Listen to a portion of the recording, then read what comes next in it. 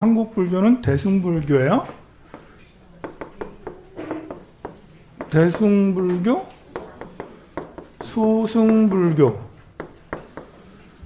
대승불교에는 현교와 밀교가 있어요. 네, 우리가 이렇게 티베트 불교는 무슨 불교라고 그러죠? 티베트 불교를 여러분들 무슨 불교라고 하죠? 모르겠어요. 밀교 또는 라마교 이렇게 얘기하죠. 이제 또 금강승이라고도 해요. 금강승 이렇게 또 하는데요. 이제 우리가 대승불교, 소승불교, 금강승 승자가 들어가니까 승 이렇게 해서 대승불교, 소승불교 말고 금강승이라고도 있나? 네, 이렇게 다른 분류를 나누는 사람도 있지만 그러기보다는 대승불교 안에 현교와 밀교는 라마교와 금강승이 다 들어가요. 티베트 불교는 대승불교인 거예요. 대승불교. 그러니까 이걸 보고 우리는 북방불교, 티베트로 해서 중국으로 해서 우리나라, 일본, 이 북방불교. 이쪽은 남방불교. 스리랑카, 미얀마, 태국, 라오스, 캄보디아. 이런 데는 남방불교. 이제 북방과 남방은 지역적으로 이제 불교를 나눈 거고요. 그리고 신기하게도 지역적으로 불교가 특색이 있어요. 지역적으로 불교가 정말 대승불교, 소승불교로 나눌 수가 있어요. 그렇다고 북방불교의 모든 불교는 다 대승불교냐? 그렇지 않을 수도 있죠. 이제 북방에서도 우리나라에서도 남방에 가가지고 남방에 이제 이렇게 윗바사나 이런 것들을 배워와서 남방의 경전도를 더 중요하게 여기고 남방에 수행하시는 분들이 있어요. 그리고 남방의 스님들이 오셔서 태국 스님이나 미얀마 스님이 오셔서 우리나라에서 포교를 하시는 분도 있어요. 자, 그런데 이제 대승불교하고 소승불교는 순전히 대승불교에서 이제 분류한 거죠. 소승불교에서는 본인이 소승불교라고 하지 않아요. 소승불교는 본인이 우리는 소승이야 이렇게 이게 이제 크고 작고니까 이제 이렇게 대승불교권에서만 대승불교라 하지 소승불교에서는 본인을 소승불교라 하지 않고 그냥 불교라고 그러지. 다른 말로 하면 또 상좌부 불교, 상좌부 불교 뭐 이렇게도 얘기하는데 남방불교에서는 남쪽에서 불교에서는 그냥 불교라고 이렇게 얘기하지 우리를 소승불교라 하진 않아요. 여기에서 이렇게 이 책은 엮은 사람이 중국 사람이다 보니까요. 작은 수레, 큰 수레, 대승, 소승 얘기하면서 이제 소승불교는 굉장히 낮게 폄하하고 막 그렇게 하고 있습니다. 승은 수레를 뜻해요. 사람을 싣고 다니는 깨달음의 경지에 도달하게 되는 가르침을 비유한 것인데요. 불교에는 84,000 법문이 있다고 하는데 이는 가상적인 숫자로서 법문의 무량함을 말하는 거예요. 전체적으로 소승과 대승 두 종류가 있는데 금강승을 제3승이라고 하지만 그래도 이건 대승이다. 현교, 밀교 이렇게 했는데 현교는 이제 드러나는 금강경, 법화경처럼 비밀이 별로 없고 바로 드러나는 경전이고 밀교는 대체로 주문들이 많아요. 그래서 뭘 하면 주문을 막 능엄주를 막 외우면 뭐라도 될 것처럼 이런 게 이제 밀교에 속한다 할 수가 있어요. 능엄경은 이제 현교의 대승경인데 능엄주는 이제 이렇게 주문이라서 이것은 밀교부의 수행으로 봐야 되죠. 대승현종, 대승밀종 이렇게 얘기를 합니다. 자, 열애의 아들 보리심은 성문행자와 보살행자로 구분하는 표준이다.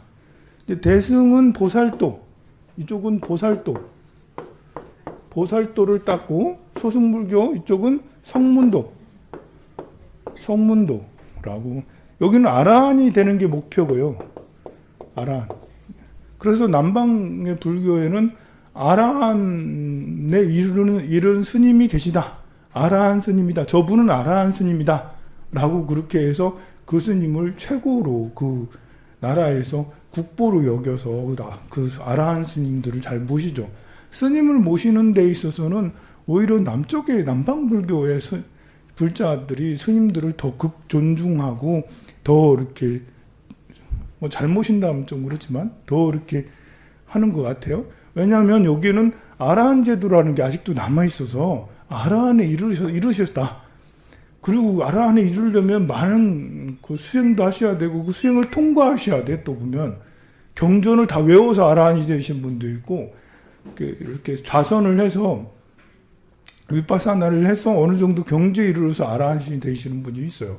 근데 이쪽 북방불교에서는 보살도를 표방하지만 저분은 보살 팔지다, 보살 십지보살이다 이런 분이 없어요. 이제 여러분들이 이제 스님들 중에 저 스님은 진짜 보살이시다 그런 스님 봤어요? 네. 나 말고.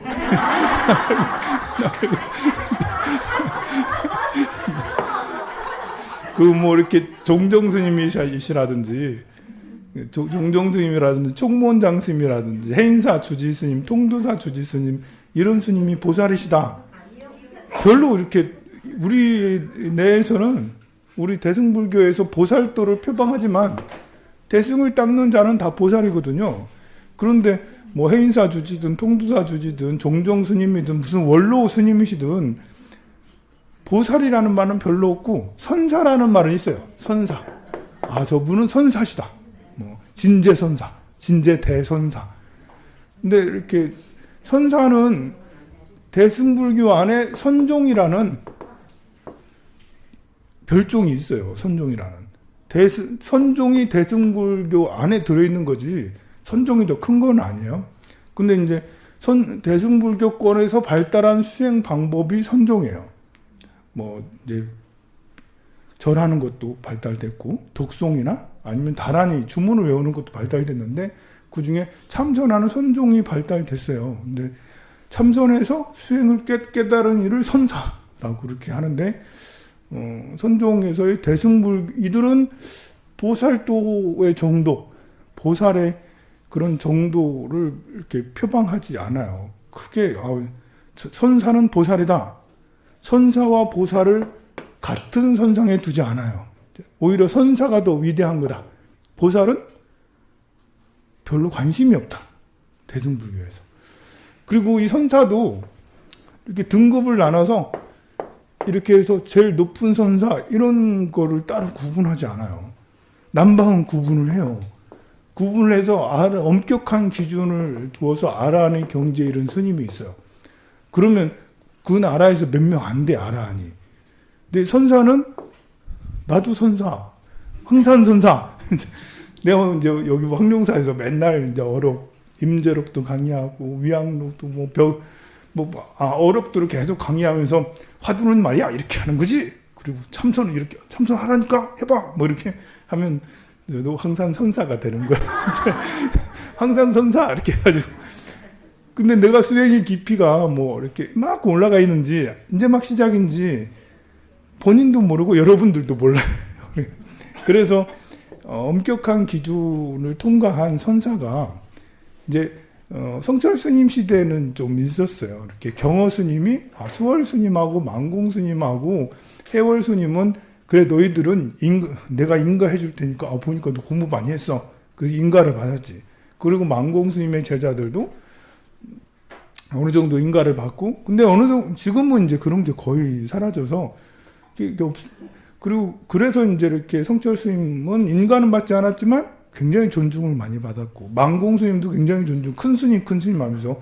그런데 지금은 그런 게 없어졌죠. 하지만 우리 시대, 우리 앞전 시대 만공 스님 이렇게 그 해월 스님 뭐 이렇게 하면서 그 스님들조차도 모두 다 이렇게 이분은 역시 대단해 이렇게 하지 않았어요. 이쪽 남방불교에서는 분위기가 달라요. 아라한의 경지에 이르면 이구동성으로 그분은 아라한이지 전국에서 알아주는데 성철 스님만 해도 통도사에 가면 저 수자가 성철 수자가 제대로 아닌 것 같아 뭐 이러는 거거든요. 그래서 일부 스님들한테는 또 반대 여론도 있고 해서 스님을 모시는 분위기는 이제 남방이 훨씬 더 발달됐고 그랬었다. 우리는 한때 유교주의였기 때문에 그 영향도 또 있고 그래요. 자, 열애의 아들 성문행자와 보살행자를 구분하는 표중인데요.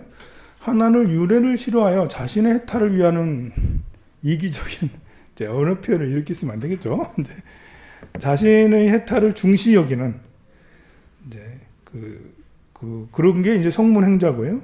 다른 하나는 널리 중생의 이익을 위해 해탈하고자 이타적인 이기적인 것이 남방불교는 아니고요. 남방불교의 스님들도 절에 학교가 많아요. 보면 이제 뭐 미얀마는 절이 그냥 학교예요. 그냥 그 어린 학생들이 와가지고 승복 입고 와서 공부를 해요. 그리고 나중에는 집에 가서 이제 스님 평생 하지 않거든요. 스님 공부할 때 공부하고 사회에 나가서 하기도 하고 그러는데 이제 학비가 많이 들잖아요. 그리고 주거라는 게 출가하면 학비도 거의 공짜. 주거도 그냥 이제 절에서 밥도 먹여주고 다 해주니까 의식주가 다 해결이 되니까 그래서 가난한 집에서는 아이를 절로 보내가지고 거기서 공부하게 하고 그래야지 사실 또 똑똑하고 그렇게 하는데 나라에서는 초등교육을 다 보장해주지 못하기 때문에 초등교육, 중등교육을 제대로 보장해주지 못하기 때문에 그래서 이제 절에서 그 교육을 하는 그런 이제 옛날부터 많이 그렇게 했고 아직도 미얀마는 그렇게 하고 있고 막 그렇습니다. 학교, 병원, 뭐 복지관, 뭐 노인 무슨 회, 뭐 이런 것들이 절에서 이루어지는 것이 남방에서도 아직도 그 마을에서는 복지를 절에서 담당하는 경우가 많아요. 거기에 비해서 북방은 이타적이라 하지만 과연 우리 한국 불교는 이타적인가? 우리가 이제 이렇게 그 복지 시설이 1000개가 되지 않는 것 같더라고요. 조계종 내 복지 시설이 800 몇 개인가 뭐 이렇게 하고 학교도 뭐 이렇게 초중부 이렇게 합해서 100여 개밖에 안 되더라고요. 전국에. 그것도 점점 없어지는 추세고, 천주교 재단이나 기독교 재단에서 하는 학교는 그냥 늘렸어. 우리 충청도에 우리 부여 논산 이쪽에서도 대권 고등학교, 대권 중고등학교, 쌤볼려고 이런 데들이 있었어. 지금도 있는지 모르겠는데 논산에 보면 쌤볼려고라고 이리 무슨 쌤볼이야. 그런 데도 있고 막 그랬는데, 그러니까 곳곳에 지역마다 천주교나 기독교 학교는 너무나 많고 널려 있어요. 그런데 비해서 우리 한국 불교는 그런 게 매우 약한데요. 그래서 과연 이타적인가? 이제 이런 거 이렇게 볼 때는 좀 부끄러운 일이 많죠. 람림 보리도 차제 광론에 이런 말이 있어요. 그러므로 대승이라는 것은 보리심이 있는가 없는가에 따라 나아가기도 하고 물러서기도 하고 하는 것이다. 이제 보리도 차제로는 이제 보리심을 제일 중요하게 여기는 그런 람림이라고 하는데요. 람림이라는 말은 티베트 말이고 티베트 말을 번역을 한 게 한문으로 번역을 한 게 보리도 차제론인 거예요. 티베트는 학문의 체계가 잘 잡혀 있어요.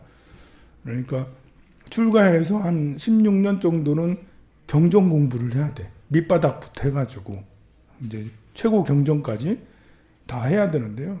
보리도 차제 광론, 보리도 차제론이 그 기준이 막 되고 그래요. 처음 시작할 때부터 끝까지 수행하는 이제 그 경전 공부하는 사람들이 늘 수지 독송하는 게 람림 보리도 차제론인데요.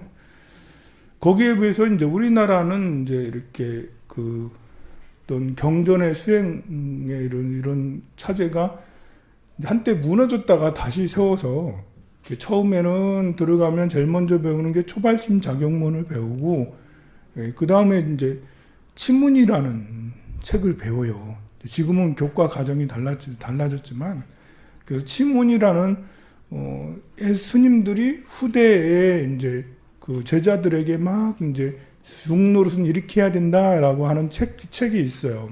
중국의 책이죠. 한문으로 그것도 배워요. 이 중국 스님들이 중국 자기 제자들에게 하는 얘기다 보니까요. 이 치문은 굉장히 한문이 어려워요. 그래서 치문 공부하다 보면 한문 공부하는 건지 내가 불교 공부하는 건지 모를 정도로 한문이 난자들이 엄청 많습니다. 그리고 이제 그걸 1년 배우고 나면 그 다음에 이제 4개의 논서를 배우죠. 사집이라고 해가지고 서뇨, 도서, 조료 이런 걸 배워요. 서장 같은 거. 그래서 서장, 도서, 조료, 서뇨 이런 것은 이제 참선하기 전에 참선하는데 발심을 일으키는 서뇨 같은 경우는 특히 서장은 또 대선자가 참선하는 스님이 주고받은 서신이에요. 역시 한문이 까다롭고 또 주고받은 서신이다 보니까 수행에 관해서 주고받은 거예요. 그래서 교리적인 체계보다는 참선은 이렇게 하는 거야라는 게 서뇨하고 이렇게 그 서장이라고 할 수가 있어요. 도서하고 조료는 나도 잘 안 봐서 잘 모르겠고요.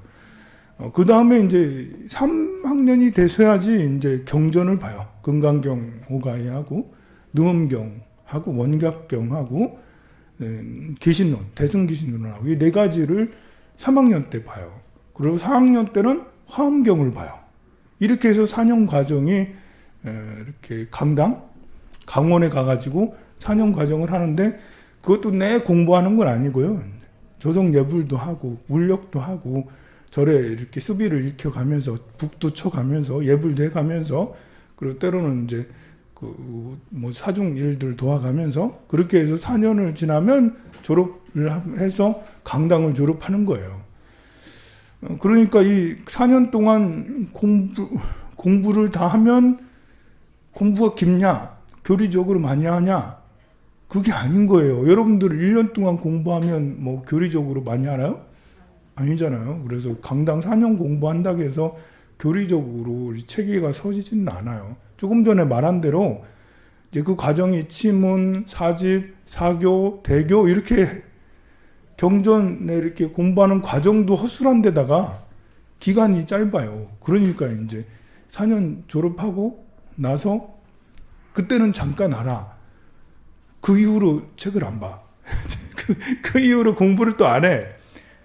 참선을 주로 많이 하러 다니기도 하고 참선 아니면 이제 사중에 그 일을 봐요. 원주를 보든지 재무를 보든지 총무를 보든지 일을 그렇게 해. 그러면 재무스님, 총무스님이 책을 가지고 다니면서 막 이렇게 하시는 분 잘 없거든요. 그리고 이제 참선하는 스님이 또 이제 책을 가지고 다니면서 막 읽는 스님 잘 없어. 그래서 이제 교리적으로 좀 취약한 강사로 가시는 분들은 그래도 계속 공부를 하는데 그 이후에는 또 안 그래요. 근데 티베트는 일단 이제 그 쫑카파 같은 가장 주된 이제 교파는 일단 수행하러 들어가면 10년 넘게 이제 경전 강의를 계속 듣고 또 우리는 이제 티베트는 경전 강의만 하는 게 아니라 경전 그거를 담론을 또 해요. 그래서 서로 싸우듯이 토론을 아주 격하게 토론을 하고 막 그래요. 그러면서 사람은 자기가 배운 거를 이야기를 해야지 늘거든요.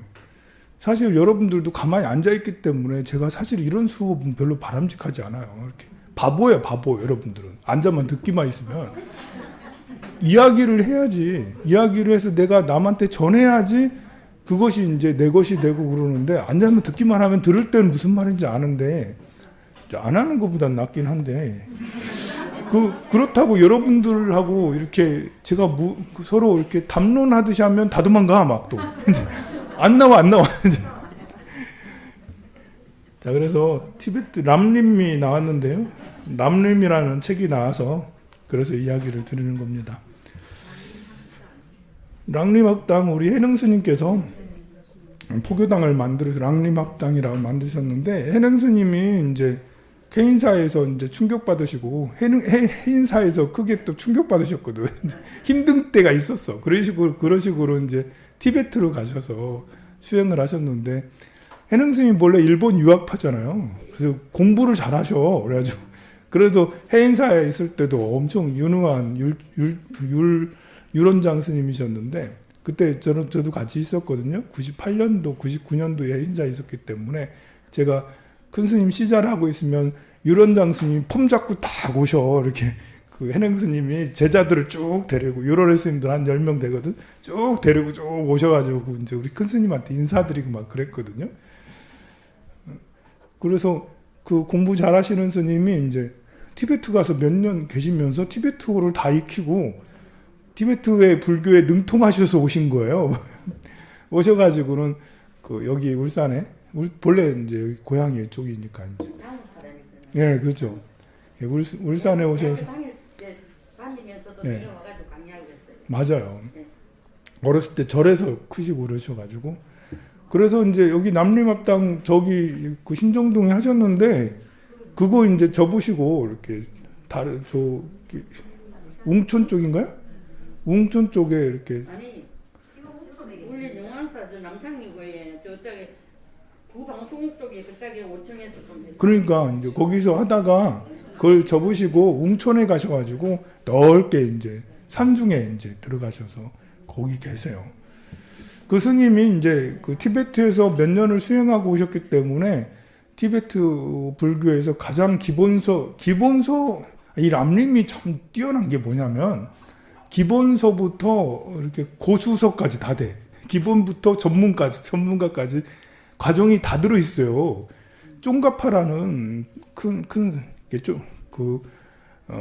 쫑가파라는 대사가 있거든요.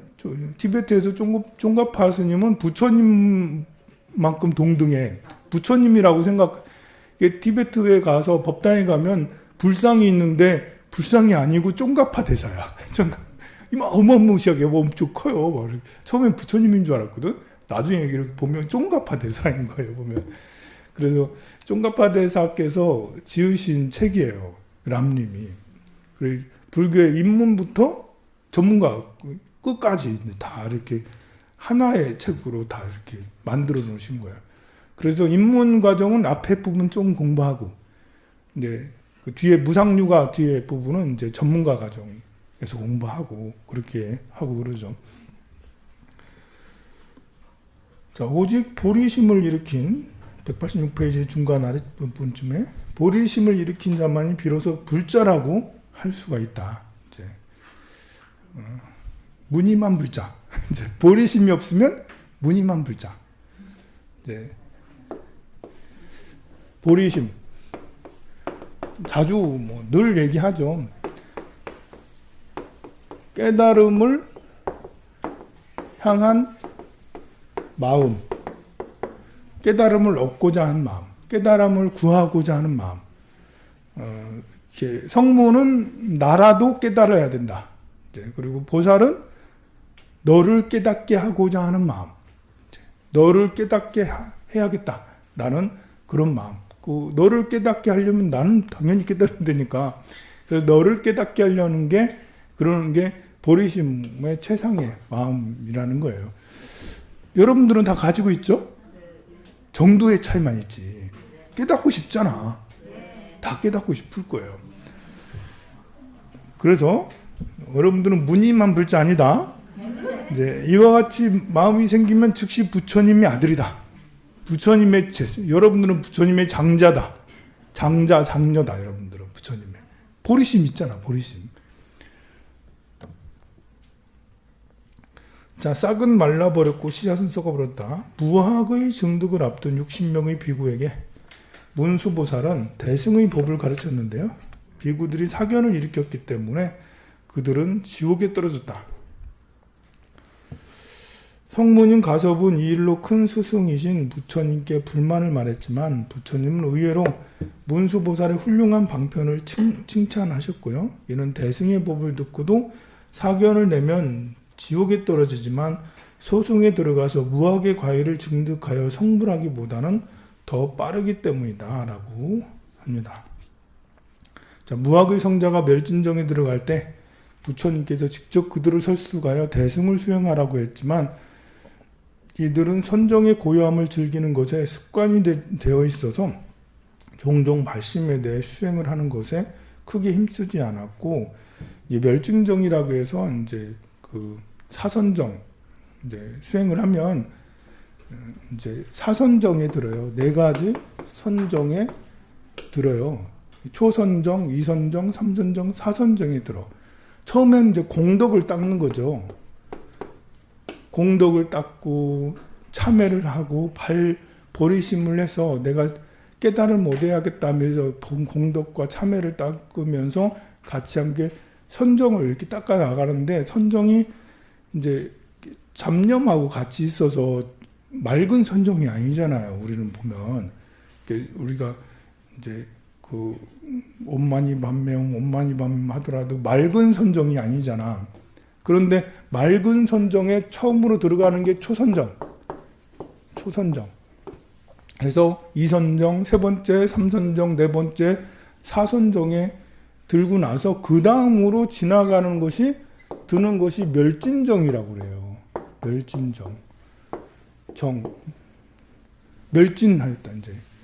이 선정마저도 다 멸해지는 정이 들었는데, 이게 이제 멸진정을 지나고 나야지 이제 아라한의 경지, 부처님의 경지에 든다고 할 수가 있는데, 여기에서 대승불교에서는 얘기하는 것이 이 멸진정에서는 아라한도 멸진정에 들어가거든요. 아라한이 멸진정에 들어가는데, 이 아라한 하지 말고 남을 깨닫게 하는 대승의 마음을 익혀라.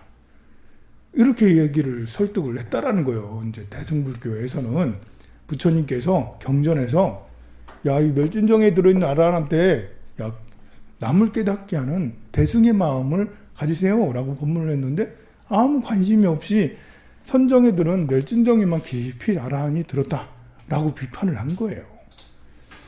그런 대승불교에서 얘기하는 거예요. 근데 아라한이시라 하더라도 우리가 사실 남을 깨닫게 하는 마음, 대승불교, 소승불교, 나만 깨닫게 한다. 우리가 이제 이렇게 남방불교의 스님들은 나만을 위해서 수행하나? 아닐 거거든요. 그런 분도 있지만, 도가 높으신 분이나 뜻이 있는 분은 그 남방불교에 계신 분들도 남을 깨닫게 하고자 하는 열망이 커다란 분이 많아요. 그리고 반대로 북방불교인 우리는 그러면 스님들이 모두 다 남을 깨닫게 하기 위해서 진정으로 노력하나? 그렇지 않고 나만이라도 깨달음을 얻었으면 좋겠다라는 그런 분위기가 많아요. 우리 불교의 이제 큰 문제 중에 하나가 이제 물에 빠진 사람 구해주려면 내가 수영을 해야 된다고 자꾸 생각을 하는 거예요. 내가 수영을 할 줄 알아야지, 그래야지 물에 빠진 사람을 구한다. 그러니까 중생을 깨닫게 하려면 내가 깨달음을 얻어야지, 내가 깨닫지 않았는데 누굴 깨닫게 하냐. 그렇게 논리가 맞는 논리죠. 그죠? 내가 깨달음을 얻지 못했는데, 내가 지금 깨달음을 얻지 못했는데, 깨달음을 얻지 못하면 잘못 알 수도 있잖아. 그래서 남들에게 경전 강의를 하거나 아니면 뭘 하거나 뭐 하나 할 때 잘못 알려줄 수 있잖아요. 그래서 내가 잘못 알려줘서 여러분들을 악도에 빠지게 할 수도 있거든? 내가 정확하게 알지 못하기 때문에 이런 걱정이 큰 거예요. 이제 우리 스님들이 옛날 큰 스님들 그렇게 가르쳤어.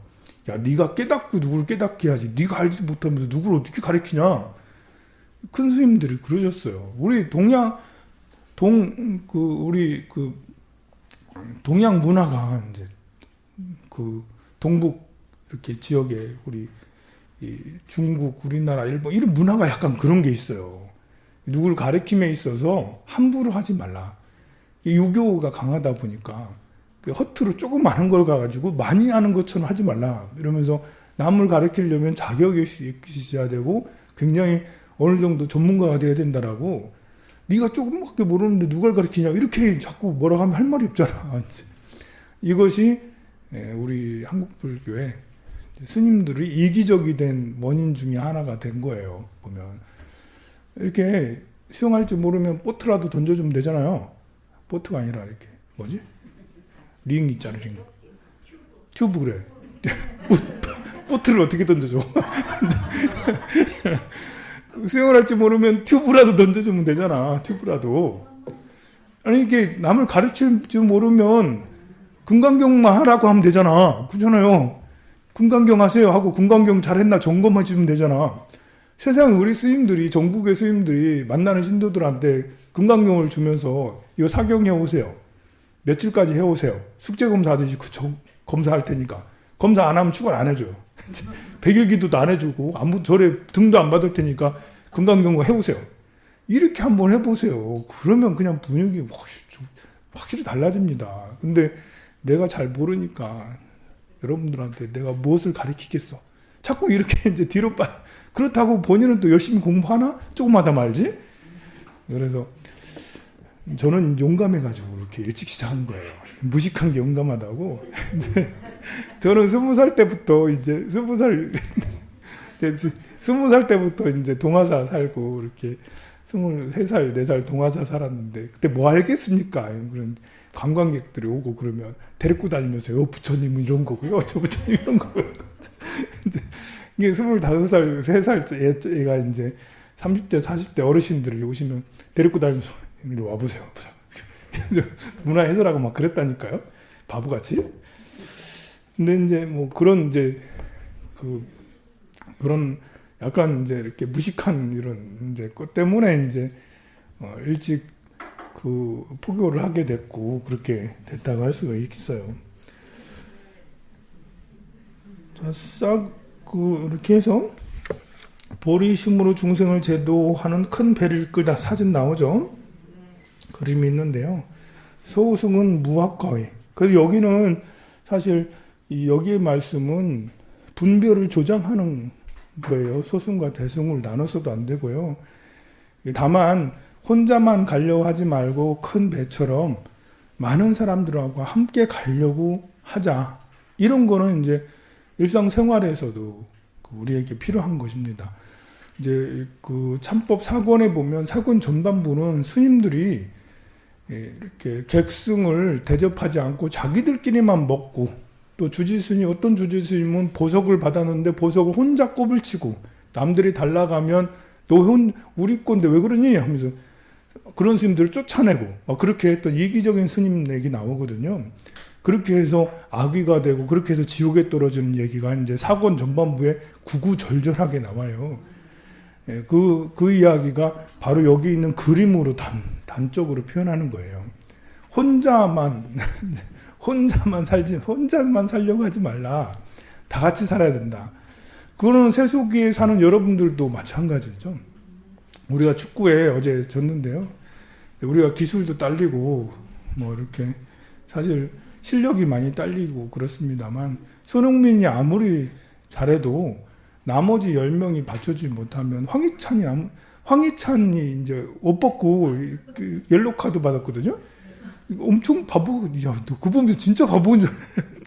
야, 옷 벗으면 안 된다는 규정이 분명히 있는데 축구 선수 왜 기본을 몰라? 그래서 옷 벗고 막 이러고 있는데 나중에 이렇게 SNS 보다 보니까 황희찬이 어깨 여기에 문신이 있어요. 어깨 여기에. 이 문신이 자기가 한 문신이 다 드러났어. 문신 요거밖에 안 했던 것 같은데 그 문신이 뭐냐면 인드라망 문신이에요. 도법스님이 이제 무슨 대학교 교수님한테 우리 인드라망을 표현하는 문양을 만들어 달라. 그렇게 해가지고 인드라망이라는 것은 우주의 그물망이잖아요.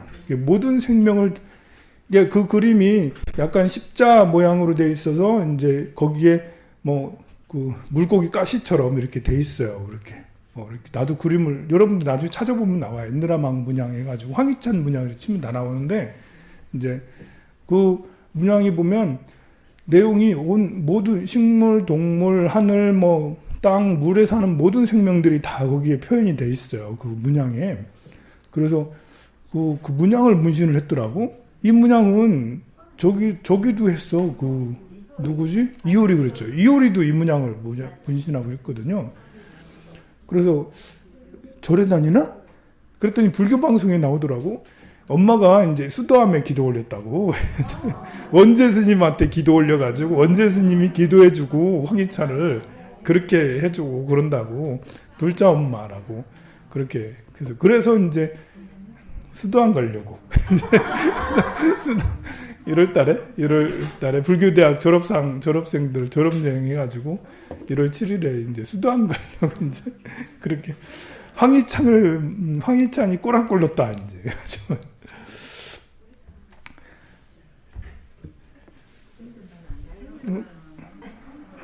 우리도 갈까요? 그렇죠. 뭐 그러면 불교대 학생들 차 한 대, 그리고 우리 경전마도 차 한 대. 1월 7일 날 기억해 놓으세요. 1월 7일 날. 토요일 날. 1월 7일. 못 가면 알 수 없고 갈 수 있는 사람은 같이 가도록 해요. 그래 이제 그 축구도 황희찬이 아무리 잘하고 손흥민이 잘해도 이게 나머지 사람들이 받쳐줘야 되는 거거든요. 그야말로 팀워크가 제일 중요한 게 축구를 할 수 있는데요. 제가 이렇게 엊그저께 야, 팀워크랑 관계없을 수도 있는 사람도 있더라 하면서 프랑스 하는 거 보고 은바페 하는 거 보고 야, 이 은바페는 무슨 귀신이냐 무슨 악마냐 이제 축구를 너무 잘하는 거예요. 세상에 혼자 다 해. 혼자 몇 골이나 넣고 이제 메시하고 호나우두 시대는 갔다. 이제 은바페 시대가 왔다. 눈여겨 보세요. 굉장히 너무 눈에 띄게 잘하더라고. 그러나 이제 뭐니 아무리 천하의 은바페라 하더라도 어시스트를 누가 해줘야 되고 공을 줘야 되니까요. 그래서 이렇게 다 같이 함께 가야 된다. 우리 대한민국도 한강의 기적을 이루고 대한민국의 기적을 이룬 것도 전 국민이 그야말로 열을 올려서 전 국민이 다 뭐 교육받고 전 국민이 다 공장 다니고 다 그렇게 해가지고 지금에 이르는 거기 때문에 우리 절은 그래도 나름 잘하고 있지만 그래도 부족한 게 많죠. 그래서 먹을 거는 다 같이 나눠 먹고 꼽을 쳐놓고 먹지 말고 싸가는 거 내만 싸가지 말고 나 싸가지 말고 다른 사람 싸게 하게 하려고 노력하고 이제 싸가는 거는 이상하게 욕심이 또 나잖아요. 이렇게 저도 싸가고 싶어요. 이렇게 음료수 좀 싸가고 싶고 과자도 싸가고 싶고 과일도 싸가고 싶고 이렇게 하지만 또 이렇게 제가 또 이렇게 저걸 또 폼을 또 중요하게 여겨요. 그래서 폼이 이게 좀 떨어지잖아. 이렇게 자꾸 싸달라고 그러면 그래서 싸달라고 안 하고 주면 억지로 안 가져갈 듯이 겨우 가져가고 이렇게 나름 작전입니다. 이렇게. 그런데 이제 여러분들께서는 누군가를 싸주려고 내가 싸가기보다는 타인을 싸주려고 노력하고 특히 처음 오거나 낯선 사람들은 다 싸주려고 노력하고 그렇게 하면 좋을 것 같아요. 제가 이렇게 떡을 만드는 그런 것들도 사람들 이렇게 떡 받으러 오시는 분도 그렇지만 그냥 처음 오시는 사람들도 떡이라도 받아가고 그렇게 하시라고 그렇게 하는 거니까 달력도 여러분들 많이 가져가서 나눠주고 떡도 이렇게 가져가서 나눠주고 떡이 많이 소비되면 많이 만들거든요. 근데 이제 많이 소비 안 되니까 이만큼만 만들고 그래요. 여러분들 몇 개 더 들고 가면 그게 다른 사람 못 먹을까 이렇게 생각하지 말고 몇 개 더 들고 가면 내일은 더 많이 만들게 해도 그러니까 가져가서 다른 사람들 막 나눠주고 그렇게 하세요. 그것이 대승불교에서 남을 나눠주려고 노력하면 그게 이제 이렇게 쉬운 게 아니에요. 누군가를 주는 것도 지혜가 있어야 되고 이렇게 주는 것도 띵 줄 수 없잖아. 웃으면서 줘야 되잖아. 그래서 나이가 들면 들수록 사람이 아는 사람하고는 잘 지내지만 낯선 사람하고는 까칠해지거든요. 그렇게 하지 마시고 모르는 사람한테도 늘 친절한 그런 부자가 되어야 됩니다. 자, 넘어가서 선심, 자심 그리고 보리심 이야기가 나와요. 선심, 자심, 보리심. 선량한 마음이 더 훌륭한가? 보리심이 더 훌륭한가? 선량한 마음. 자비심이 더 중요한가? 더 훌륭한가? 보리심이 더 훌륭한가? 이제 선한 마음, 자비심, 보리심. 이게 근본 인간이 가지고 있는 근본, 생명이 가지고 있는 근본 마음이거든요. 선한 마음. 네. 악한 마음도 같이 가지고 있어요. 선과 악. 그러니까 탐욕과 욕, 어리석음, 이제 화냄, 이것도 근본 마음이죠. 탐욕을 뭘 갖고 싶어 하고, 싫어, 좋은 거 갖고 싶고, 싫은 거 믿고, 뭐 이런 게 근본 마음인데요. 근본 마음에는 선함도 가지고 있어요. 그러니까 우리는 우주에는 우주가 이제 밝음과 어둠을 같이 가지고 있잖아요. 빛이 있고 어둠도 있어. 그런 것처럼 우주는 확산도 있고 축소도 있어요. 축소라는 거는 이제 긴축이고, 확산은 이제 유동성이 막 풀리는 거고, 넓어지는 거고. 그래서 우주의 에너지가 막 넓어지는 주는 에너지가 있는가 하면 수축의 에너지. 그러니까 생의 에너지가 있고 멸의 에너지가 있어요. 태어나고 있고 죽는 것도 있잖아요. 그러니까 모으는 에너지도 있고 퍼지는 에너지도 있어요. 다 가지고 있어요. 다양하게 많은 에너지들을 가지고 있는데 인간은 우주의 그런 그 에너지들을 다 갖고 있죠. 모든 생명들은 그 에너지를 다 가지고 있고 다만 인간은 그 중에 인지작용이 특별하게 발달됐을 뿐이에요.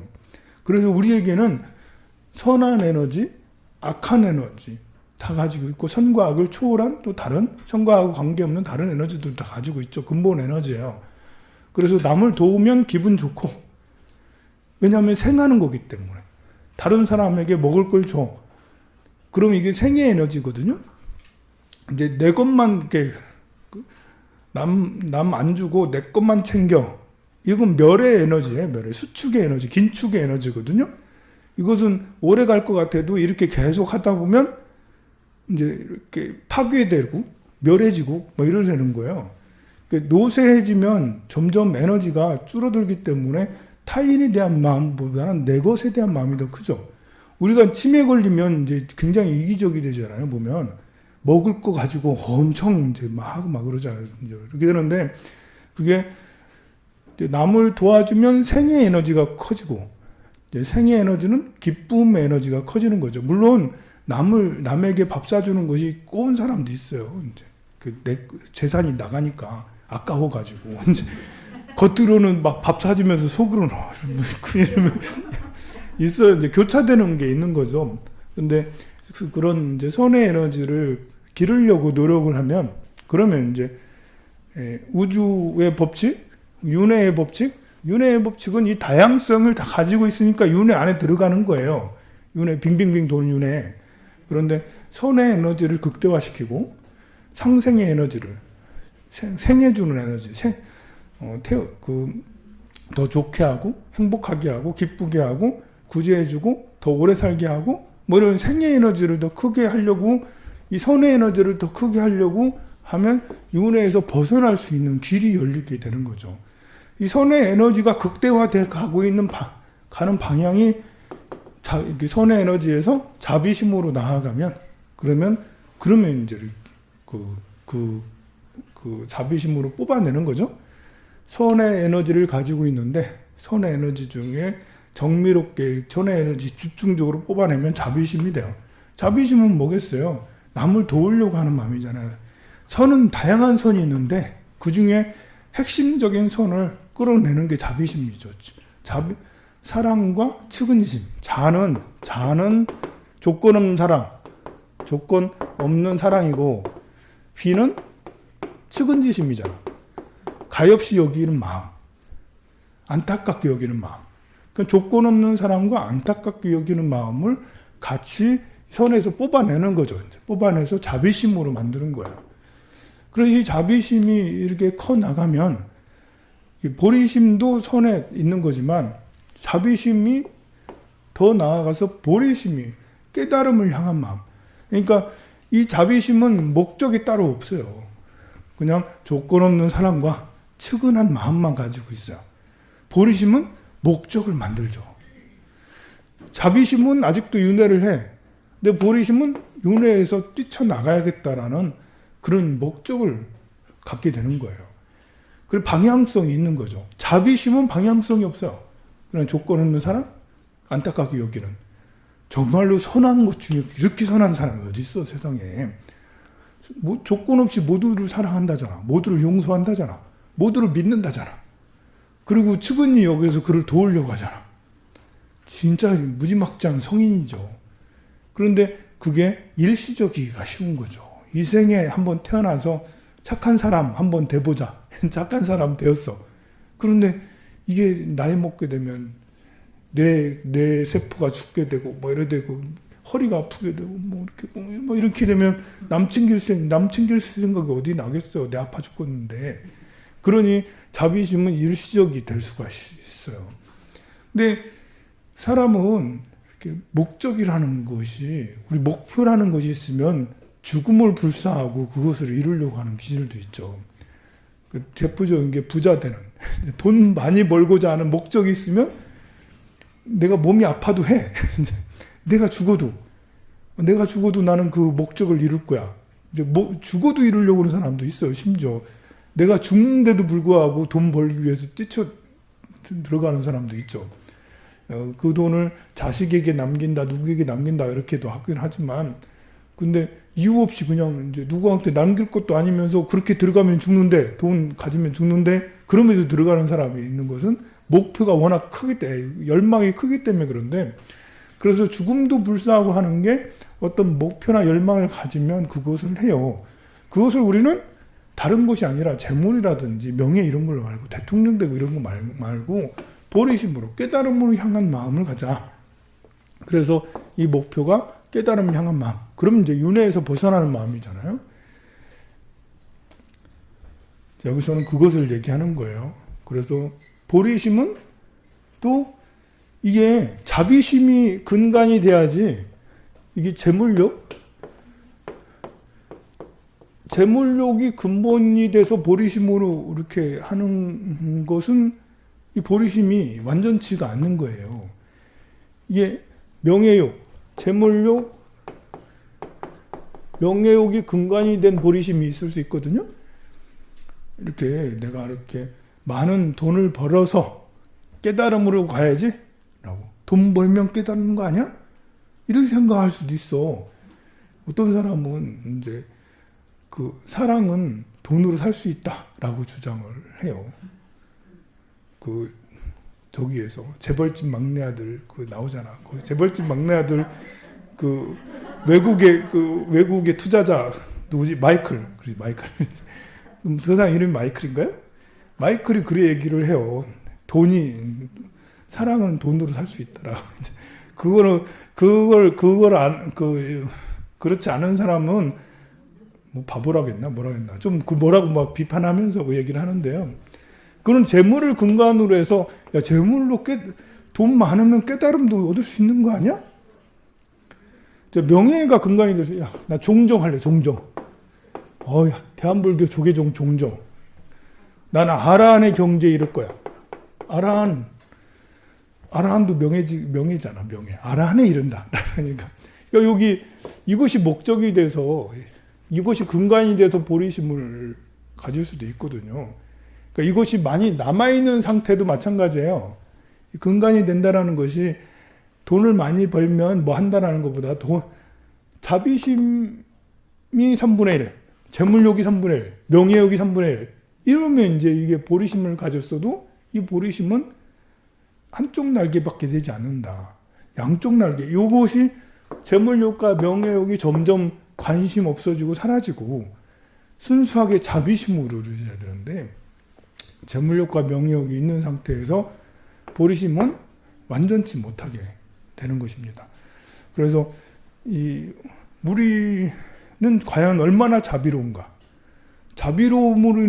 자비로움이 정밀어져서 자비로움의 에너지를 순정으로 만들어서 아주 맑고 깨끗하게 만들어서 보리심으로 나아가도록 이렇게 해야 되는 거거든요. 마치 선한 마음을 맑고 깨끗하게 만들어서 자비심이 되고, 자비심의 마음을 맑고 깨끗하게 만들어서 보리심이 되고, 그러니까 재물욕, 명예욕, 식욕 이런 것들은 점점 가면서 더 떨어져 나가는 거죠. 더 낮아지고 더 없어지고 사라져가는 것이라 할 수 있습니다. 여기 그림에 4가지 수습 과정과 구별 이렇게 나오죠. 선심, 누굴 도와주는 착한 마음입니다. 그 밑에 자비심이 있고 보리심 이렇게 그림으로 표현이 되어 있는데요. 자비희사, 이렇게 그것보다 보리심, 자비사를 바탕으로 보리심이 된다. 가장 수승한 것은 보리심이다.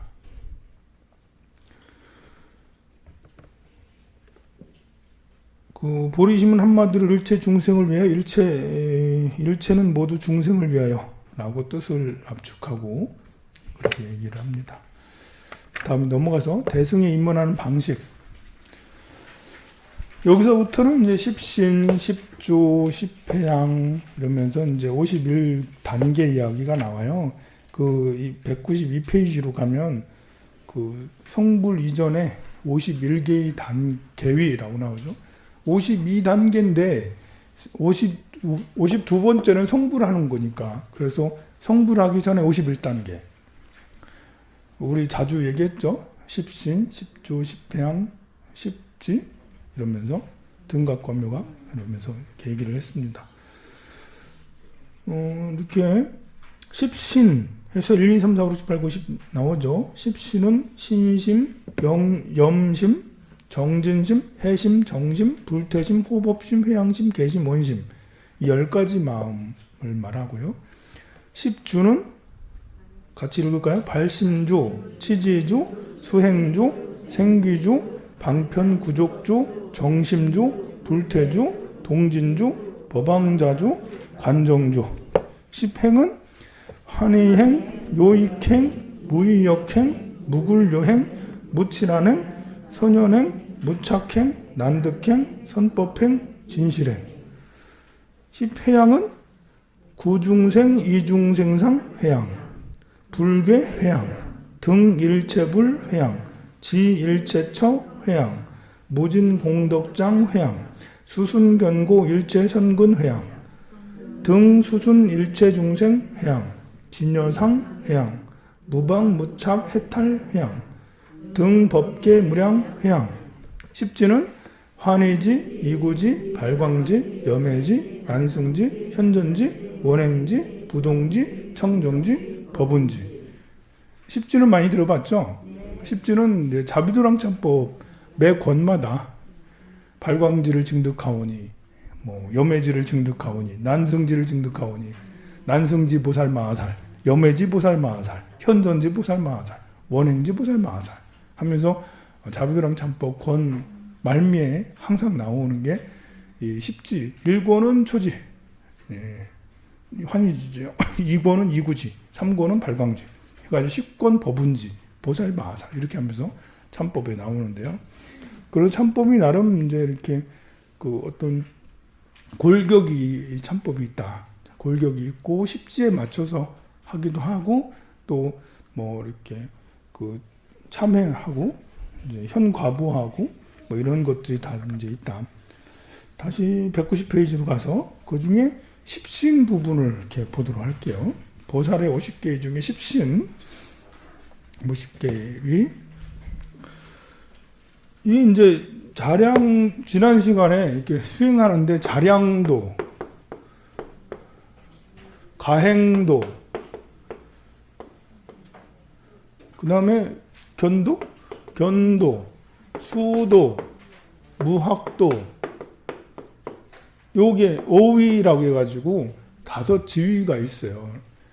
자량도, 가행도는 이제 십신, 십주, 십행, 십회양까지를 자량도, 가행도라고 그러고, 견도는 성자의 지위예요. 성자. 여기 견도부터는 성자죠. 그래서 이제 수다원과가 견도부터, 십지의 초지, 여기서부터 이제 견도에 들은다라고 그렇게 얘기를 했는데, 여기서 그 말을 하는 거예요, 지금. 보리심을 일으키는 순간이 바로 대승의 자량도에 들어간다. 이제 그러면서 보살의 행렬의 영광스러운 일원이 되는 거고, 자량도와 가양도의 보살은 비록 견도와 수도에서 끊어야 할 번뇌장과 소지장을 끊어 없애지 못하여 범부와 다름없는 깊은 번뇌가 있어 보이지만, 최선을 다해서 번뇌와 싸는 과정에서 그들의 모든 선근 선행을 유정들에게 회항하는 비할 바 없는 용기로 소중한 보리심을 호지하고 키우려 한다라고 했습니다.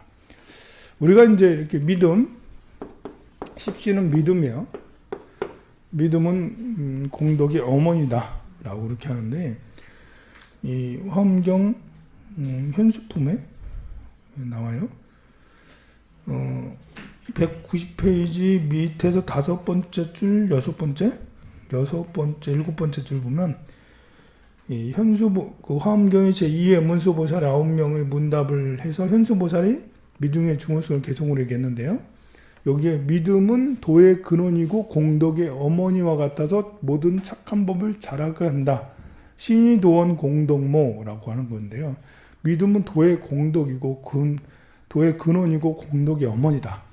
이게 이제 아주 중요한 이제 문구예요. 믿음이 도의 근원이고 공덕의 어머니라고 일체 성근을 착한 법을 잘하게 한다라고 하죠. 자, 우리가 이제 믿음에는 이제 맹목적인 믿음도 있고 이제 어떤 지성을 바탕으로 한 믿음도 있어요. 이렇게 맹목적인 믿음이라고 꼭 나쁜 건 아니에요. 믿음은 가장 기본이니까요. 그리고 이제 정진, 믿음이 있고 정진하는 힘이 있어요. 정진하는, 열심히 노력하는, 노력파죠. 노력파. 정진은 믿음을 갖는 사람, 정진을 열심히 하는 사람. 보시,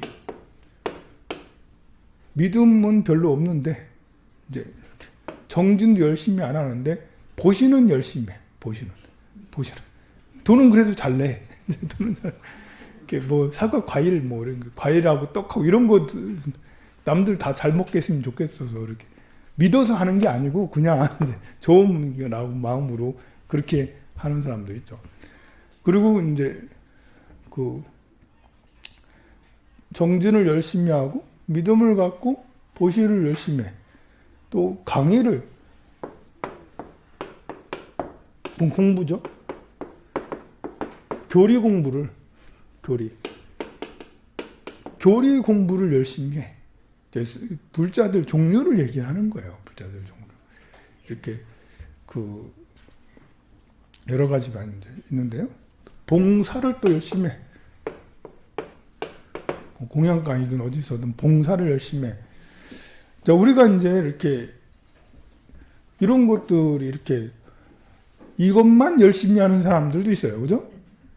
믿음만 열심히 갖고 있는 사람이 있고, 정진만 열심히 하는 사람도 있고, 보시만 열심히 하는 사람도 있고, 교리 강의 이런 데만 열심히 하는 사람이 있고, 봉사만 열심히 하는 사람들도 있죠. 다 잘하면 좋죠. 다 잘하면. 그 정진은 참선도 되고, 뭐 사경도 될 수 있어요. 그래서 우리가 이렇게 할 때 요 서로 연관성을 우리가 생각을 해야 돼요. 믿음만 갖고 있는 사람을 비판 많이 해. 봉사만 하는 사람을 비판 많이 해. 보시만 하는 사람 비판 많이 해. 이것만 하는 사람들은 이제 그중 이거 다른 거를 겸해서 하지 않고 이것만 하는 사람들은 자주 느껴요. 이렇게 내가 뭐 사람들 왜 저러지? 난 이렇게 하는데? 그래서 이제 나는 나름대로 열심히 이거라도 하려고 하는데? 근데 이제 그 스스로 때로는 부족함도 느끼기도 하고 그러는데요. 그래서 서로 연계가 돼야 된다. 믿음을 제대로 믿으려면 교리를 알아야 되는 거죠. 부처님 말씀을 제대로 알아야, 그 의심이 없는 믿음을 가져야 되는데, 믿음이 맹목적인 믿음이 되면 이제 내가 이렇게 사회적이나 경제적 충격이 일어나면 믿음이 깨져버리고, 또 관계적으로 이렇게 믿었던 스님이 딴 행동을 하더라. 이러면 믿음이 막 깨지잖아요. 그래서 믿음이 굳건해지려면 교리 공부를 반드시 해야지 믿음이 굳건해지고, 또 봉사가 이제 원만해지려면 이게 믿음이 없으면 또 이렇게 그냥 일만 하다 가는 거죠. 좋은 게 좋은 거라고 일만 하고 가는 거예요. 믿음이 있어야지. 믿음이 사실 요 중에 이 교리, 정진, 이 모든 것 중에 제일 사실 근본은 믿음이에요. 믿음. 믿음은 내가 만들기도 할 수가 있거든. 믿음이 별로 안 믿어지는 사람도 있거든요. 사실 부처님 별로 믿음이 안 가는 사람도 있어. 타고나기를 그냥 부처님을 엄청 잘 믿는 사람도 있어. 그냥 이제 따로 교리 공부를 한 것도 아니고 따로 교육받은 것도 아닌데 그냥 저절로 믿음이 그냥 가. 그냥 부처님 앞에만 서면 막 이렇게 부처님한테 뭐라고 부처님 제발 좀 이렇게 하면서 뭐 이렇게 저절로 돼. 그냥 부처님이 그냥 계신 것 같아. 그 부처님한테 절하면 부처님 해주실 것 같고 소통이 되는 거지 부처님하고. 이거는 이제 그 예수님을 만나도 아마 그럴 거예요. 이제 그리고 이렇게 다른 신을 만나도 기본적으로 믿음을 가진 사람이 있다고요. 그 교리 공부를 좋아하거나 보시를 하거나 봉사를 하는 사람들이나 정진을 하는 사람들 중에 하나도 별로 믿음이 없는 경우도 있어요. 정진을 하는데 내가 참선을 하는데 부처님에 대한 믿음은 없어. 이 스님들 중에 의외로 그런 스님들이 있어요. 부처님 믿음 별로 없고 그냥 참선은 열심히 해. 명상가지, 명상가. 스님이라면 원래 믿음이 근본 바탕이 되고 명상을 하셔야 되는데 그게 여러분들이 생각하는 스님이잖아요. 근데 그러기보다는 그냥 정진만 열심히 부처님한테 공양을 올리고 이렇게 하는 거 하면 별 무슨 공양 안 올려도 돼. 야 기도 안 해도 된다. 부처님 뭐 기도 들어주는 거 봤어? 경전에 이렇게 그런 말 경전에 그런 게 있어요. 이렇게 부처님이 직접 설하셨는데 이제 그 물 속에 돌덩이를 떨어뜨려 놓고 기도해 보라고. 저 올라오라고. 계속 돌덩이리 올라가 이렇게 바위 올라오고 부처님 저 바위 올라오게 해주세요. 백날 해도 되냐고 그게. 그게 안 된다고. 하지만 아니에요. 거기도 이제 논리가 지금 당장 그렇지만 비가 와봐. 비가 와서 급류에 휩쓸려서 이 바위가 나올 수도 있는 거예요. 기도로 이루어지는 거지. 기도로.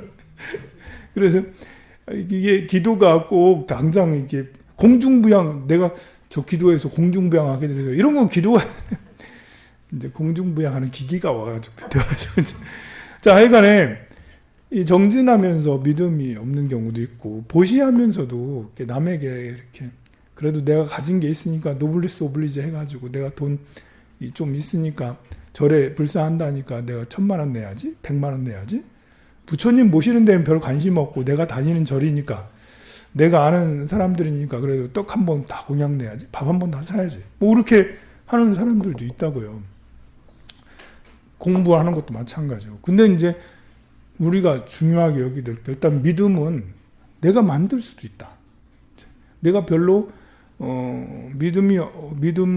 타고난 믿음이 약한 사람도 있어요. 그렇지만 믿음이 신이 도운 공동모라고 중요하다고 나오잖아요. 그러면 내가 건물을 세우듯이 믿음이라는 것도 내가 체계를 만들어서 믿음을 정말 이렇게 흩어지지 않는 믿음을 갖춰야겠다는 원을 세우는 게 좋죠. 원을. 마찬가지 똑같아요. 일단은 믿음을 갖춰야겠다라는 흔들리지 않는 믿음. 내가 죽어도 부처님이 나타날 거다는 믿음. 안 나타날 수도 있지. 의심스럽지. 죽으면 아미타 부처님 나올까? 나올까? 아미타 부처님이 나타나셔서 나를 이제 딱 빛으로 인도하셔서 극락세계 딱 데려다 주실까? 이게 논리적으로 생각하면 안 믿어져요. 그렇지만 믿음을 원을 세워서 마치 건물을 세우듯이 나의 믿음도 세우자.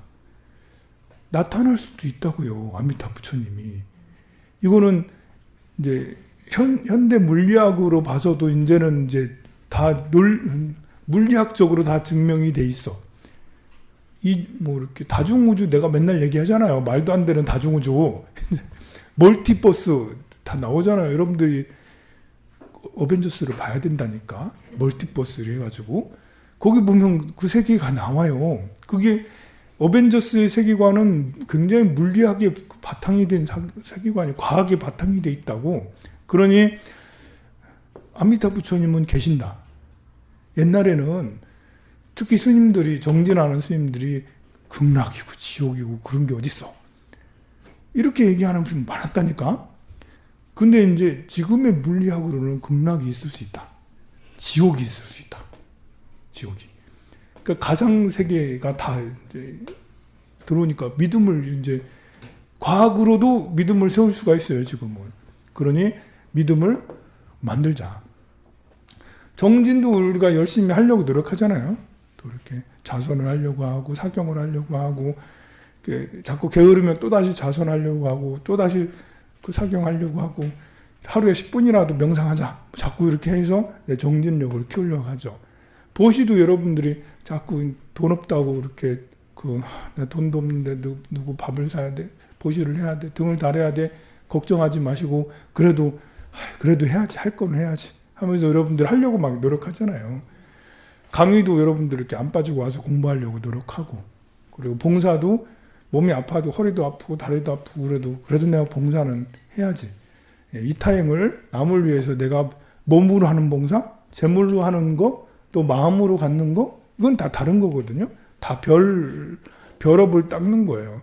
몸이 아픔에도 불구하고 내가 봉사를 하고 돈이 없는데도 불구하고 보시를 하고 마음으로 공부하는 게 힘든데 그럼에도 불구하고 내가 조금이라도 알아야지 우리 아들 딸들한테 나이가 80이 넘고 90이 넘고 그러는데 이렇게 강의를 안 듣고 이렇게 되면 정말 이제 그 자식들한테 부끄러운 부모 되거든요.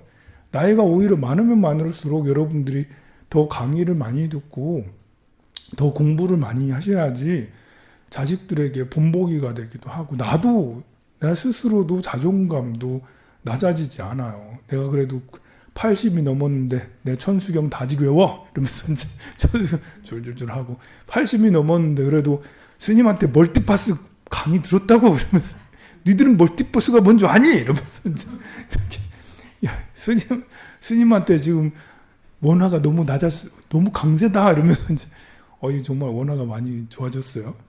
1,500원이 넘을 줄 알았는데 1,500원 안 넘고 1,200원대로 푹 떨어졌어. 야, 너무 신기하다. 이러면서 이제 1,290원인가요? 엊그저께 그랬는데 오늘은 모르겠네.